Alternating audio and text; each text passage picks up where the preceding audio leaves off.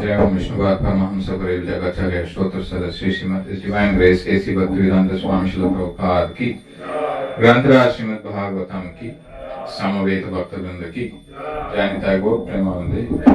All glories to assembled devotees. All glories to assembled devotees. All glories to assembled devotees. All glories to Sri Guru and Gauranga. All glories to His Divine Grace Srila Prabhupada.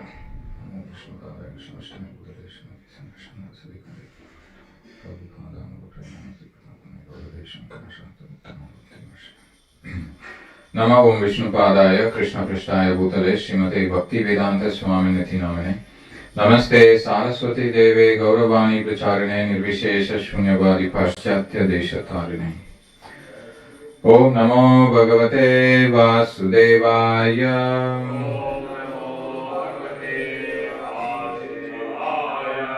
Om Namo Bhagavate Vasudevaya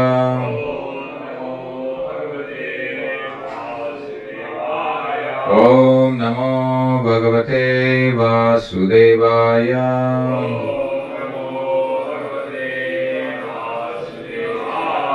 Narayanam Namaskritya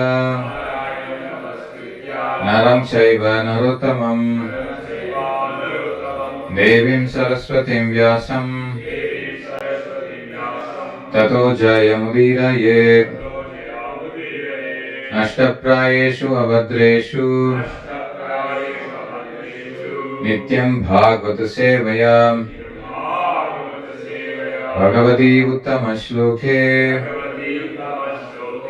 Bhakti Bhavati Naishtiki. Today we are continuing to read from Srimad Bhagavatam, Canto 3, Chapter 31, titled The Movements of the Living Entities, Text 34. Teshu asanteshu modeshu Kanditatma svasadushu Sangam na kuryacho cheshu Yoshit krida mrigeshu cha Teshu asanteshu modeshu Kanditatma svasadushu Sangam na kuryat chotyeshu Yoshit krida mrigeshu cha Teshu asanteshu modeshu Kanditatma svasadushu Sangam na kuryat chotyeshu Yoshit krida mrigeshu cha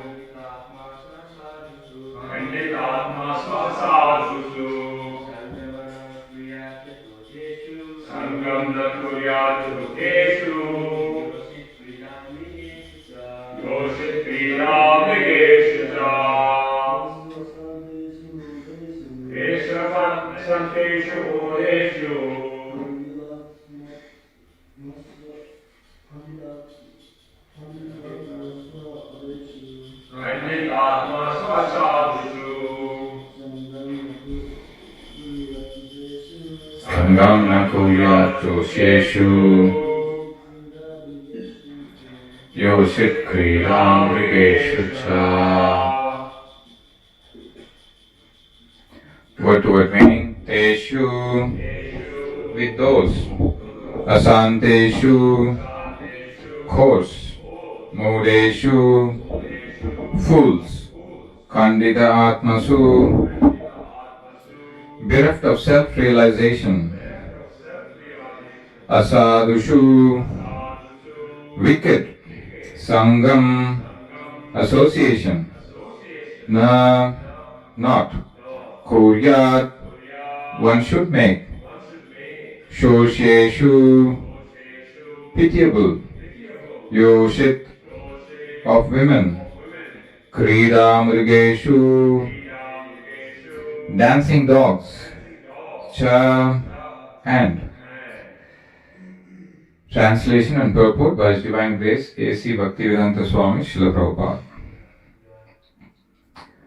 One should not associate with a coarse fool who is bereft of the knowledge of self-realization and who is no more than a dancing dog in the hands of a woman. Purport. The restriction of association with such foolish persons is especially meant for those who are in the line of advancement in Krishna consciousness. Advancement in Krishna consciousness involves developing the qualities of truthfulness, cleanliness, mercy, gravity, intelligence in spiritual knowledge, simplicity, material opulence, fame, forgiveness, and control of the mind and the senses. All these qualities are to be manifested with the progress of Krishna consciousness. But if one associates with a Shudra, a foolish person who is like a dancing dog in the hands of a woman, then he cannot make any progress. Lord Chaitanya has advised that any person who is engaged in Krishna consciousness and who desires to pass beyond material nescience must not associate himself with women or with persons interested in material enjoyment. For a person seeking advancement in Krishna consciousness, such association is more dangerous than suicide. Om Ajnanathmirandasya Gyananjana Shalakaya Chakshurunmilitam Yena Tasmai Shri Gurave Namaha Shri Chaitanya Manobishtam Stapitam Yena Bhutale Swayam Rupa Kadamayyam Dadati Swapadantikam Vandeham Sri Guru Sri Yuta Padakamalam Sri Gurun Vaishnavamsya Sri Rupam Sagrajatam Sahagana Raghunatanvitam Tam Sajivam Sadvaitam Savadutam Parijana Sahitam Krishna Chaitanya Devam Sri Radha Krishna Padan Sahagana Lalita Shri Vishakhanvitamsya He Krishna Karuna Sindhu Deenabandho Jagatpate Gopesha Gopika Kanta Radha Kanta Namastude Tapta Kanchana Gaurangi Radhe Vrindavaneshwari Vrishabhanu Sute Devi Pranamami Haripriye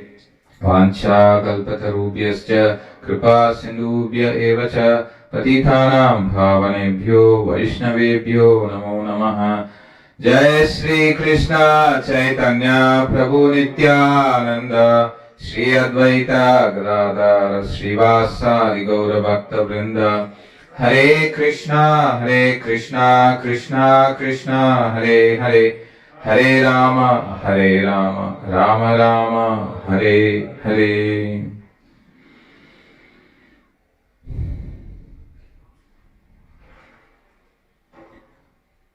Punarapi Jananam, Punarapi Maranam, Punarapi Janati, Jatare Shayanam.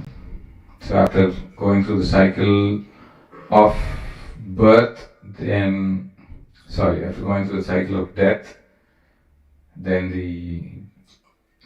the ghastly nature of death, then the pains of birth, Janma Mrityu Jara Vyadi, Dukkha Dosha Anu Darshanam. So we're getting the darshana through the Shastras about birth, and especially in this chapter, the pains that the child goes through in the womb, And in that excruciating pain, how the Jiva prays to the Lord by offering a set of prayers which we discussed in detail. At that time, because of its, we call it Janturuvacha and the set of prayers, so the Jiva is praying to the Lord, offering very exalted prayers because of its pure nature. The prayers it even praises the Lord who walks in the land, and Prabhupada in that section translates that the prayer refers to Lord Krishna.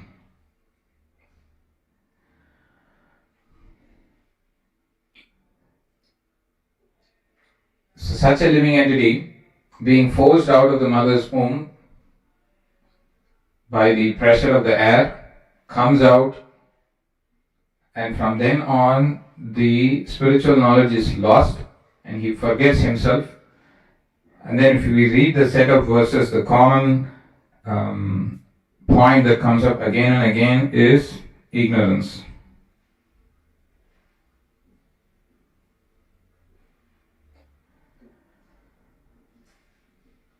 So after coming out of the mother's womb, the child passes through childhood, suffering different kinds of distress and attains boyhood. In boyhood, he suffers pain over desire to get things he can never achieve, and thus, due to ignorance, he becomes angry and sorry.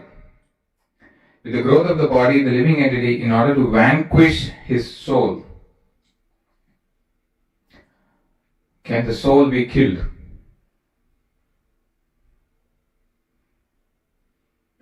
Can we kill the soul? No. So what does it mean, vanquish his soul? How can one vanquish his soul? Losing the opportunity to go back to Godhead. So how does this happen? The series of steps are given. In order to vanquish his soul, increases his false prestige and anger, and thereby creates enmity towards similarly lusty people. Again, verse 30. By such ignorance, the living entity accepts a material body which is made of 5 elements as himself. With this misunderstanding, he accepts non-permanent things as his own and increases his ignorance in the darkest region. For the sake of the body, which is a source of constant trouble to him and which follows him because he is bound by the ties of ignorance and fruitive activities, he performs various actions which cause him to be subjected to repeated birth and death.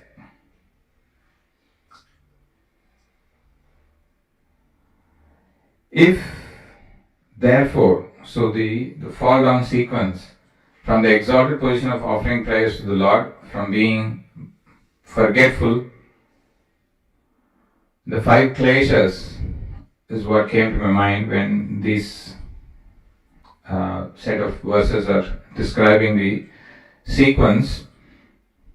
And from the Yoga Sutra's point of view, they are defined as 5 kleshas. From the Bhakti point of view, these are the anarthas which are arising out of your previous sinful activities, which the first one is avidya, ignorance, that which you think is permanent. What do you accept as permanent, that is actually impermanent. So that which makes you believe what is not permanent to be permanent and what is permanent to be impermanent, that is avidya, the first of the kleshas. And from Bhakti point of view, these are described as the 5 anarthas. These anarthas are arising out of previous sinful activities. So when we relate back to the way this particular living entity has led his life because we're seeing the whole sequence, how he performed all these sinful activities, maintained his family, finally he dies, and now he takes birth, offers exalted prayers, and again falls back into ignorance, mistaking the impermanent to be permanent. So that's the first klesha, which is avidya. Then the second klesha is the asmita, which is the false ego, where you identify yourself with the body and you accept information only through your sense perception. So this is the next step where you start identifying yourself with the body. So what's happening here is the living entity who is pure, who's got a Satchitananda body, so his Sat, Chit, Ananda, they're all covered. The Chit potency is what where you are conscious and you have the knowledge of your actual spiritual identity. Because the living entity wants to act independently, it has to be given that facility. So therefore, he is covered and then he is given a false identity. Because with your real identity, you can't enjoy in this material world. So therefore, a false identity is given and you pick up that false identity. So one devotee in Govardhan Eco Village, when he was going through the Yoga Sutras description and how he connected that with Bhagavad Gita and looking Bhagavad Gita from a yoga point of view, he was describing, and the example just struck me. So when you're going to meet a person in the hospital and he is kept in a intensive care unit where the entry is highly restricted, so you enter and you want to meet that person, then they'll ask you to show your ID, are you authorized to enter, then they will make you wear a special set of dress to enter into that restricted area, and they'll give you an ID, visitor number so and so, that'll be stuck on you, and only when the security see that okay, you're authorized, you got this ID, then they are allowed to go in and meet the person in the restricted area. And while you are in that restricted area, you're given facilities for eating, staying, all that comforts are given to you. So as you are starting to explore the comforts that are given to you, you start identifying yourself as that visitor.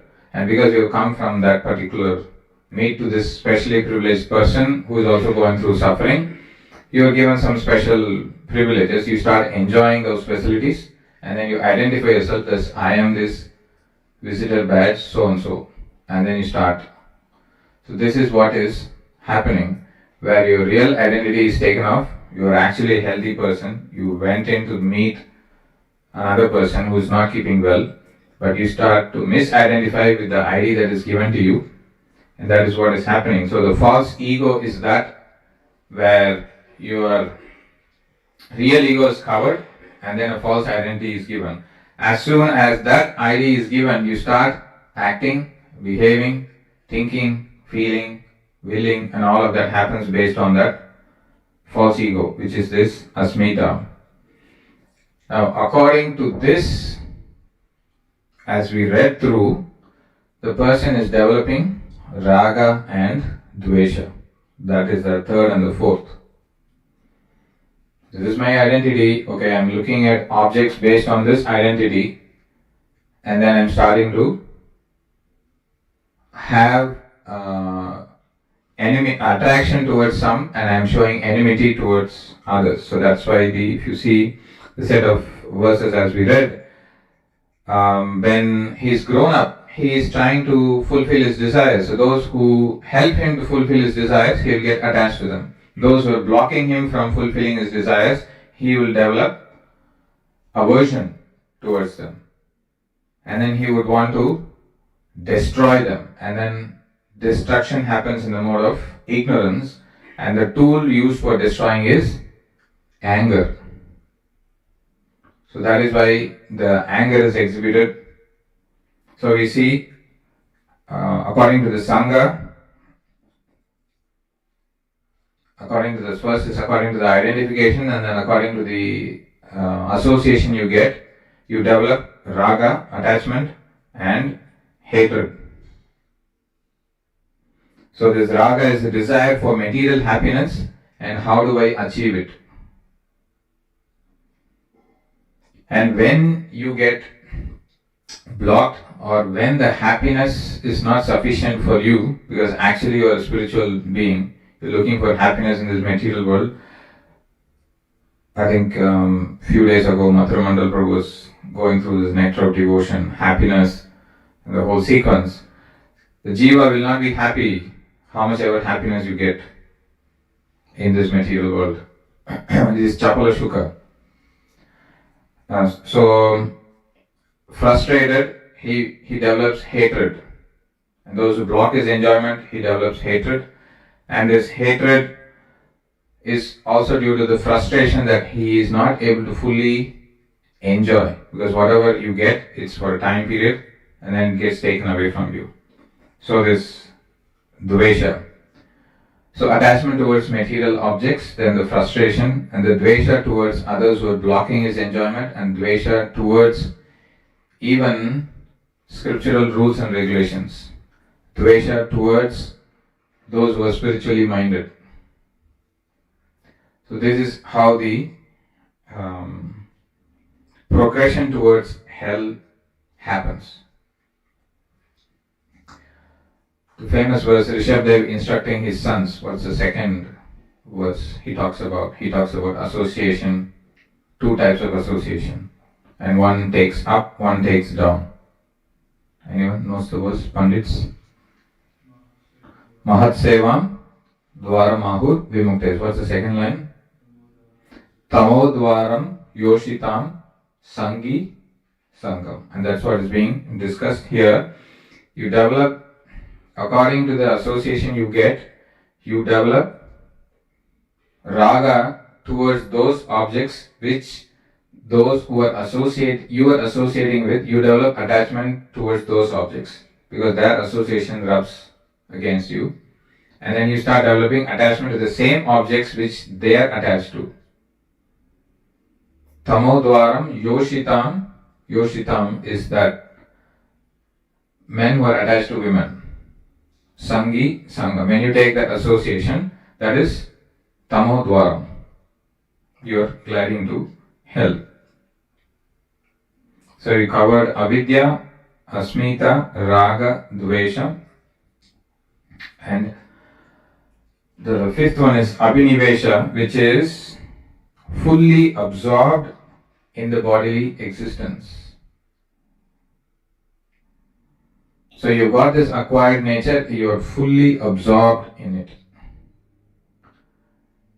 By taking association of worldly minded people, it increases such absorption. Even though it's all based on ignorance, right? It all started off from ignorance.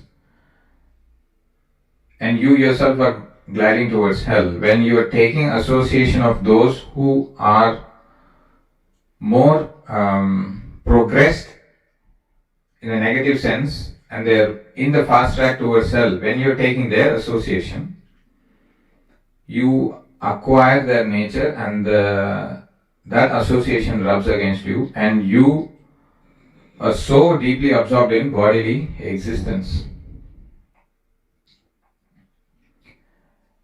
And because you are identifying with the body, when that identification is taken away, then there will be fear. So this abhinivesh comes in this famous verse the Prabhupada quotes. Bhayam dvitya abhiniveshata syat. Ishat apetasya viparyayo asmritihi. Tanmaya yato buddha abhajetvam bhaktyarika esham gurudevatatma. So whenever the theme of fear gets discussed, Prabhupada often quotes this Bhayam Dvitya Abhinivesh. So this Abhinivesh is that deep absorption, not in a positive sense. So all of this have a spiritual counterpart. We'll try to discuss that. So this sequence of fall down,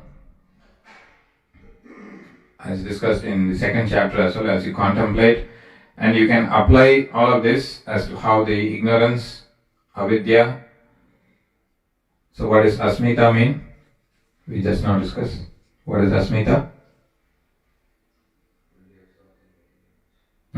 Fully absorbed in that.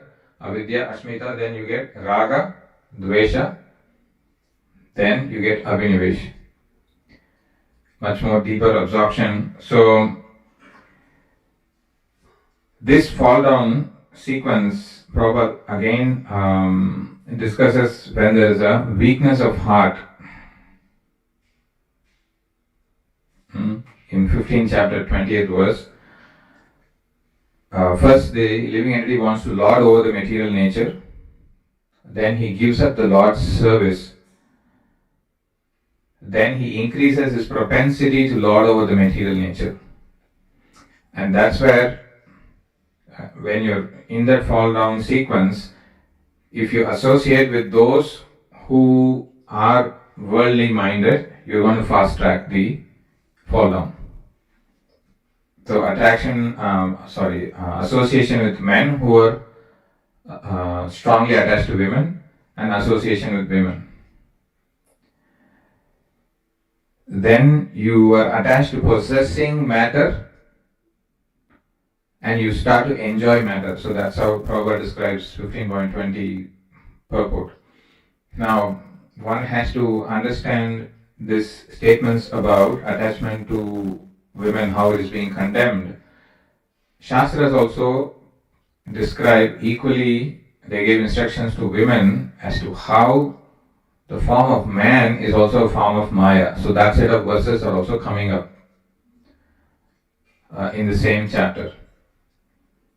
Basically, the association with the opposite gender is condemned for those who are serious in progressing towards a spiritual path. So that's why this particular purport begins with setting these things. The restriction of association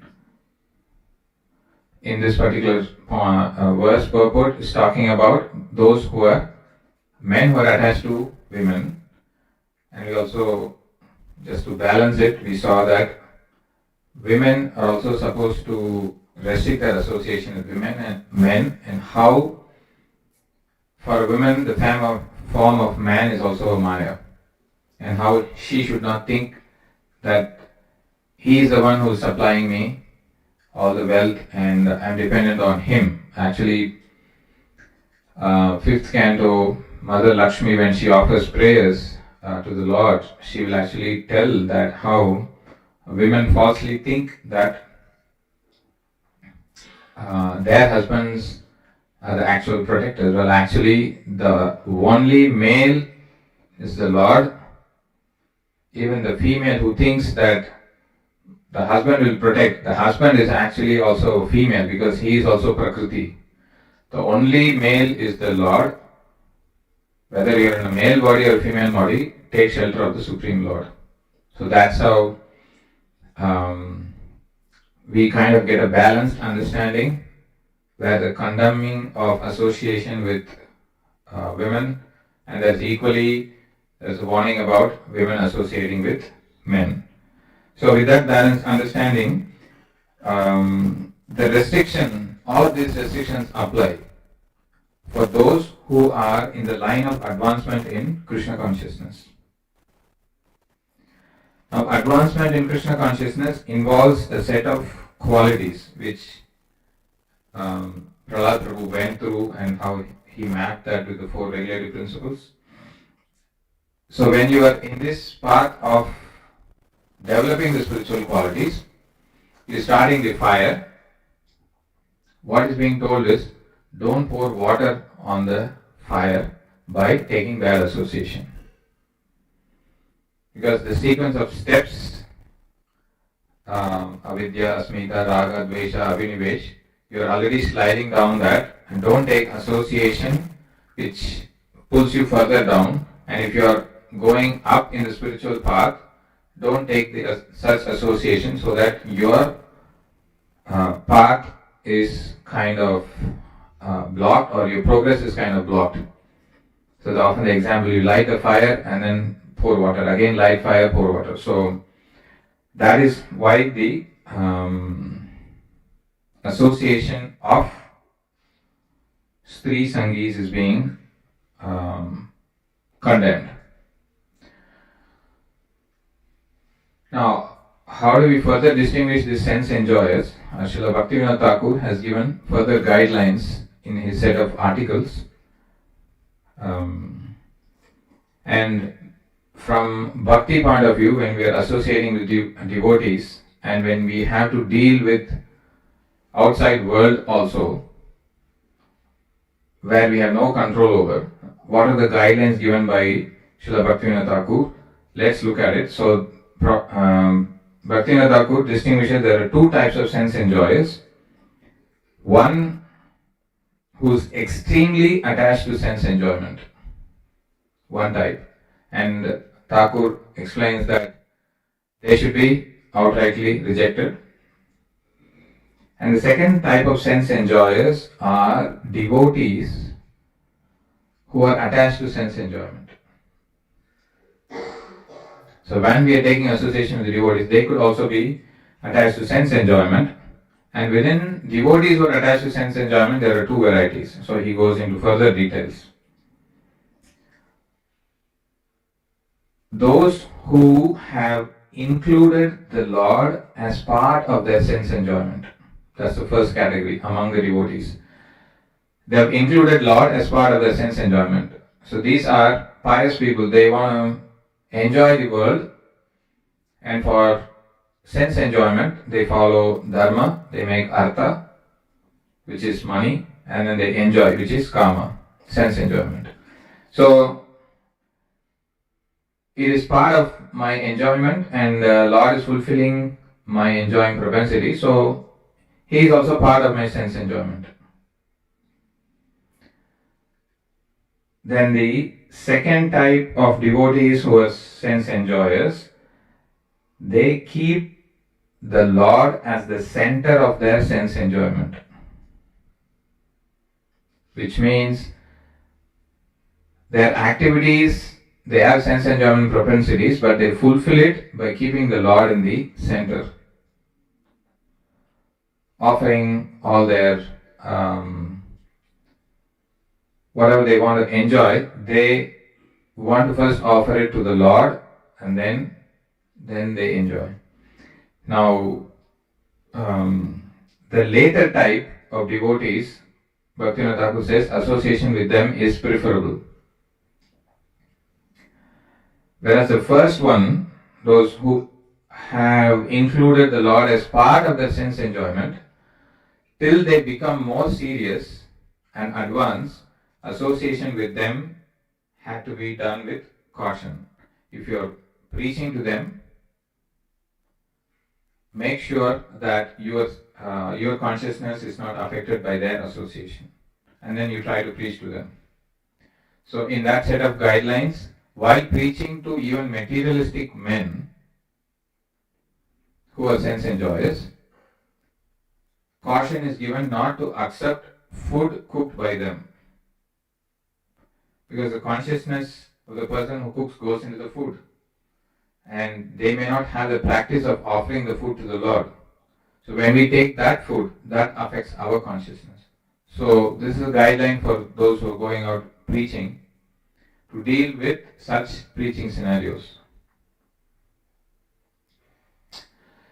Then, how do we deal with people at work who are worldly minded? We have to be in that environment. So, Srila Bhaktivinoda Thakur, he himself being a magistrate, and he knows this situation, so he gives guideline. Association, one aspect of it is you are getting attached to the other person and you are taking intimate guidance, guidelines to lead your life based on that, whatever they say. So that is like the deep association. You are becoming affected by them. That should be avoided when you are dealing with worldly minded people. But you don't make your life decisions, you don't become influenced by them, you don't reveal your mind in confidence to such worldly minded people who will actually condemn your spiritual practices. They will try to increase your hatred towards saintly people, and they will increase your attachment towards sense objects, because that's what they are absorbed in. That is their sadhana, that is their swadhyaya, that is their sangha, that is how they lead their life. So if you take their association, so they will inject dvesha towards saintly people, and they will inject attraction towards sense objects. Because everybody has their higher and lower nature. So when you associate with such people, they will trigger your lower nature and they will try to suppress your higher nature. And therefore, the level of dealings should be such that it should be polite, friendly, for doing whatever is required at workplace, but you don't become affected by the association. So that is the key guideline. As far as Srila Prabhupada's purports, with my limited understanding, if we analyze, he will always give a problem statement and he'll also give solutions how to overcome the set of issues. So in terms of increasing one's bodily identification, misidentifying with the body, and restricting association with the opposite gender, now how do we overcome this? Prabhupada explains that there has to be culture, education, and devotion. So this is how the leaders are meant to teach others, by culture, education, and devotion. So both men and women, when they are not very spiritually advanced, they are prone to get distracted. And their level of intelligence may not be so exalted that just by hearing once, they understand. So that's like the first level of intelligence. I hear, I get it, I won't do it again. Second is, I hear, I see others doing mistakes, and then I learn from that, or I myself will make mistake, I learn from that. That's second level of intelligence. The third level is, I hear, I see, I make mistakes, still I don't correct myself. So it is the duty of the more spiritually advanced people, both spiritually advanced men and women, to give protection to those who are prone to fall down by giving these three things: culture, education, and devotion. When there is a culture, and that is the reason why Prabhupada emphasizes protection. Protection not only for the body, but also for the spirit soul. Because when theme of lust will be discussed, was discussed in the third chapter end, and the fourth chapter will begin by emphasizing on leaders. The leader is supposed to protect his citizens and those who are under his care from the attack of lust. So when the leaders are able to protect the subordinates from such fall down, from such degradation and gliding to hell through culture. So when a culture is there, when a proper environment is given, where you feel sheltered, and then you are able to take guidance about the do's and the don'ts, in that protected environment, your intelligence will slowly develop. Even if you are in the third level of intelligence, you will slowly increase your level of intelligence. Then you are gaining spiritual knowledge. Um, what are the three things? Culture, education. So parallelly, in the safe environment where you are in a male body or female body, you are protected, you are willing to receive the spiritual knowledge. And just by knowledge alone, can I overcome ignorance? It's not possible. So that's why in the verse which I discussed, Bhayam Dvitya Abhiniveshata, in that purport, the disciples of Prabhupada have emphasized that if knowledge alone is sufficient, I'll take knowledge and I'll overcome Maya, because avidya, opposite is knowledge. I've got knowledge, so I can overcome knowledge and overcome avidya and all the other things. No, it's not easy.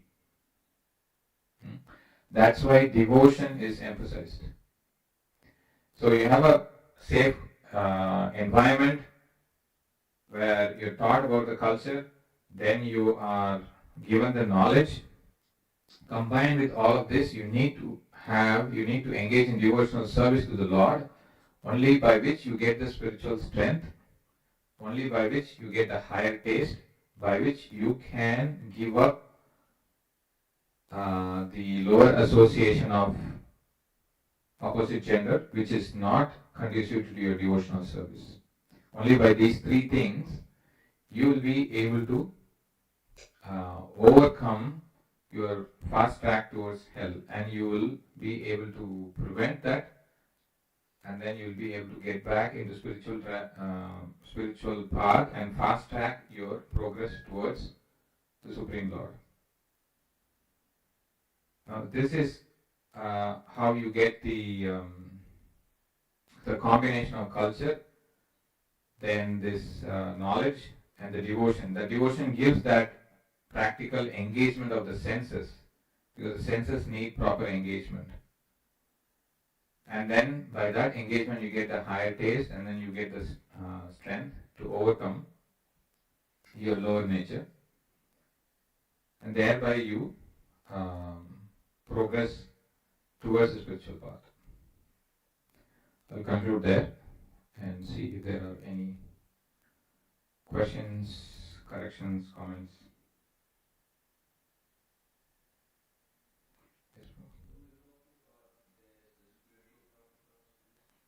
Yeah, spiritual counterparts of this. So you contemplate on doing spiritual activities. You get, as I described, in an environment where there is a spiritual culture. Then you develop, and you're getting spiritual association. Then you develop attachment towards doing those spiritual activities. So your thinking is there, your feeling is developing because you're getting that association. From such attachment, a deep desire to serve the Lord. So that's the equivalent of lust. Is the desire. So that's the downward part. But the upward part is a deep desire to serve the Lord.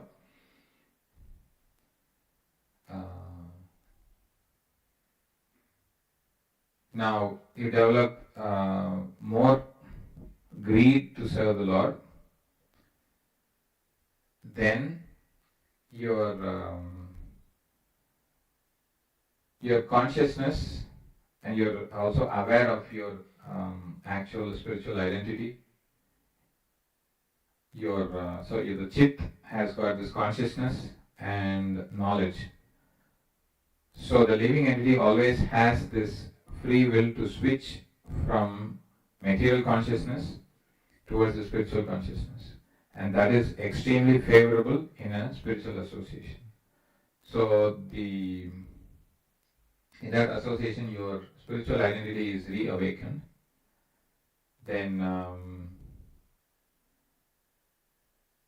so you develop intense greed, and you actually do this service. Then you experience a higher taste. So this is like the climbing up sequence where it's there in the second chapter itself, like Raga Dvesha Vimukta Istu Vishayan Indriyascharan Atma Vashe Videyatma Prasadam Adhigachati Prasade Sarva Dukkanam, so that the whole sequence, satisfaction, happiness. So one may not exactly know what his spiritual identity is, but still he is given this knowledge that you are a servant of the Lord, you are part and parcel of the Supreme Lord, and you are eternal servitor. You may not exactly know your Swarupa, what rasa you are going to serve the Lord in the Supreme World, but still you take up the process with the faith in the words of the Guru Parampara and the Acharyas. Just as when we are in our school, we are told that read nicely, read properly, score good marks so that you will get a job. So at that time, when joining the school, you didn't ask your parents, show me my appointment letter in a company, then only I will go to school. You did not know exactly what role you will take up in a particular company when you joined the school, but you put faith in the words of your parents, you went through the education, then after primary, secondary, you go to college, then your propensities are more revealed, then you enter into a specialization, you do your master's or bachelor's or whatever it is, then further is revealed, and then when you're qualified, then you're given a job. In the same way, we may not know our spiritual identity, but still we put faith and then we continue the process, and as and when these coverings are removed, your spiritual identity will be revealed. As this sequence I wanted to mention is from 16.24, where Prabhupada gives the sequence of steps. You escape the gates of lust, anger and greed. So this is the rising up sequence, where then you follow the rules in the Vedas, then you raise to your spiritual realization, where it's not just theory, that you're pratyaksha, then you're applying the rules of varnashram, because you're now more convinced, and finally you attain perfection in devotional service and attain liberation. So this is in 1624.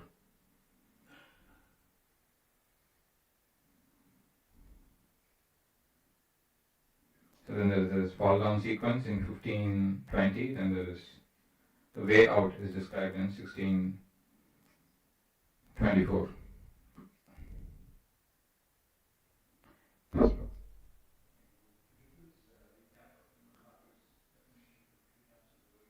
Yes, yeah. Two types of devotees, both are sense enjoyers, but one of them keeps the Lord as part of his sense enjoyment. These are pious people who would want to use the Lord to gain their wealth, and it is part of their daily routine to go to temple and being pious. If I do good activities, I'll get good results so that I can enjoy. So the Lord is part of their life.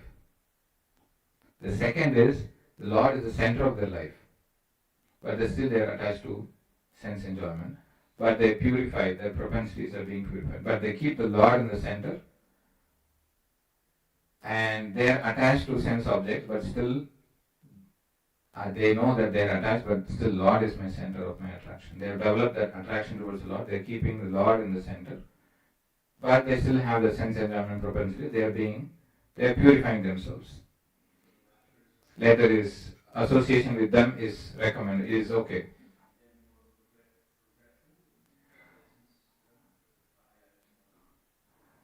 Yeah, whether they're regretful in that particular essay, it is not described, but we can safely come to the conclusion by this analogy that one who is actually taking a shower, even though it's dirty, he will eventually get purified, because they're going to continue the process and they're going to be purified.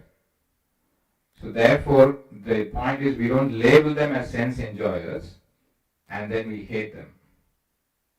So a word of caution is given that even advanced devotees may deal with the material world as if they're attached, but internally they'll be renounced.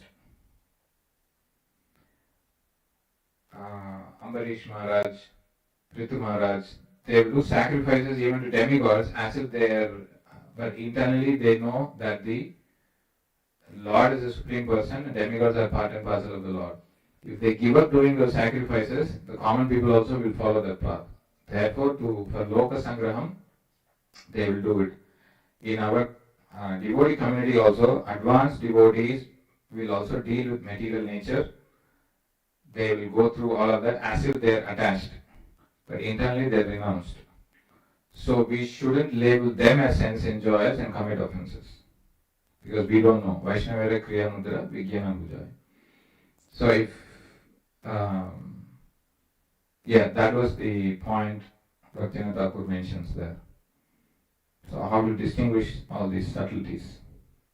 So they have this internal renounce mentality, but externally they're dealing with it. It could be that they have to set example for others. That's their livelihood. They have to make a living. So one of the items is prosperity. To progress in advancement in Krishna consciousness involves material opulence. It involves simplicity and material opulence as well. To gain that, to maintain a Krishna conscious family, they're internally renounced but externally dealing with it as if they're attached. So they shouldn't be labeled as sense enjoyers. Yes, sorry. 3 things to overcome. Yeah, 3 things that take you is lust, anger and greed. They are the gateways to hell. So you're asking how to overcome them. What is your question?